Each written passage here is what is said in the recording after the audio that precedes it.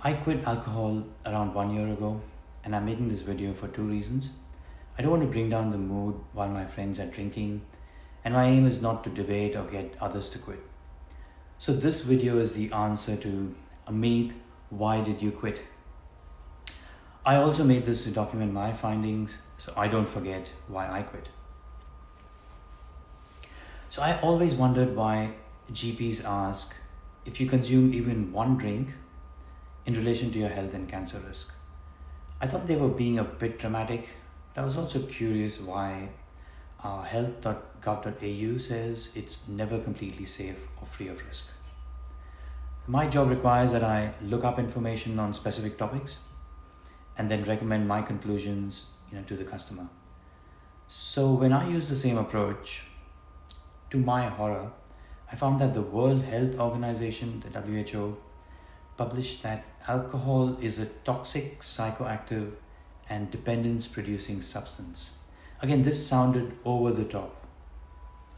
Apparently, decades ago, the International Agency for Research on Cancer had classified alcohol as a group 1 carcinogen, and this is the highest risk group, which also includes asbestos, radiation, and tobacco. The WHO further says that the risk starts from the first drop because the research cannot find a threshold at which the carcinogenic effects of alcohol switch on and start to manifest in the human body. But I was in denial and I thought correlation does not imply causation.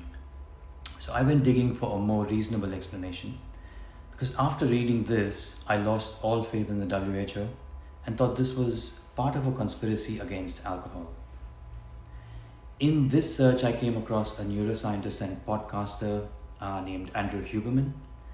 You may have heard of him. He's associated with Stanford's School of Medicine. His podcasts were not only eye-opening, but they were a game changer for me. I've linked his full 2-hour video and a shorter 9-minute video, and everything I'm about to say is from here.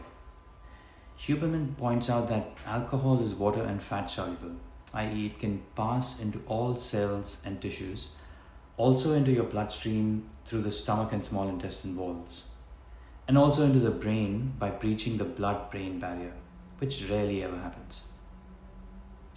Ethanol is toxic and messes with the gut bacteria. So the liver converts it into something called acetaldehyde, which is a poison that will kill cells indiscriminately. So that's converted again into acetate and then into carbon dioxide and water. Your liver is quite efficient in doing this, but the liver cells take a beating in the toxin conversion process. If your body cannot do these conversions fast enough, then the toxins will build up and cause serious damage. What made me quit was the understanding that being inebriated or being drunk is a poison-induced disruption in the way your neurocircuits work. In the brain, there's a suppression in the prefrontal cortex involved in thinking, planning, and above all, suppression of impulsive behavior. So this results in affecting the way you think, feel, and behave. The final nail in the coffin for me was that it has a very strong effect in suppressing the neural networks involved in memory formation and storage. That's why after drinking a lot, people can forget what they did sometimes. It is true that alcohol consumption releases cortisol that relieves stress temporarily. This is because it has effects on the hypothalamus, which maintains your balance of what you perceive or don't perceive as stressful. This results in more cortisol being released at baseline when not drinking. As a result, you feel even more stress or anxiety when not drinking until your next drink. Finally, I want to say that I don't feel the need to consume alcohol and I don't miss it. But the biggest challenge is when others are drinking and you must explain why you quit. I do miss trying out exotic whiskeys with friends on special occasions, but it's a sacrifice I was willing to make. My friend has a theory that I quit because we don't want our 2 young boys to pick up drinking when they grow up.